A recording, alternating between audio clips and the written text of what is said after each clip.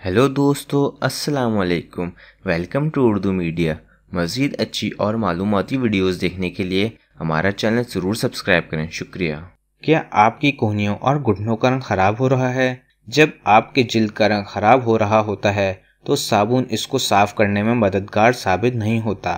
हम आपको बताते हैं कि कुछ ऐसे कुदरती टोटके जो आपकी कोहनियों और घुटनों के रंग को निखारने में मदद देंगे।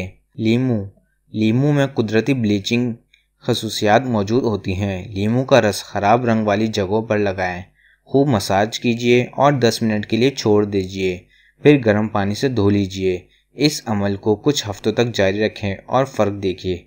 दही बेहतरीन मॉइस्चराइज़र के तौर पर जानी जाती है, लेकिन बहुत से लोग ये नहीं जानते होंगे कि खट्टी दही जिल्द की रंगत निखारने में भी मदद दे सकती है। दही में 1 चाय का चमचा सिरका और बेसन मिलाएं और लगाएं। 15 मिनट के बाद गर्म पानी से धो लें।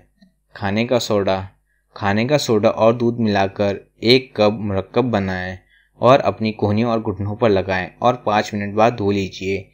ये अमल हफ्ते में 1 बार 2 महीनों तक कीजिए। एलोवेरा जिल्द को मुलायम रखने में मदद देता है। एलोवेरा का एक ताज़ा पत्ता लीजिए और इसका गूदा जिल्द पर लगाएं। 20 मिनट तक लगाए रहने दें और फिर ठंडे पानी से धो लीजिए। नारियल का तेल रूखी जिल्द को मुलायम करने के लिए मुतासरा जगह पर नारियल का तेल लगाएं और फिर गर्म पानी से धो लें। साबुन मत लगाएं, बस थपकी देकर खुश्क कर लें। हमारी वीडियो देखने का शुक्रिया। हमारा चैनल सब्सक्राइब करना ना भूलें। अल्लाह हाफ़िज़।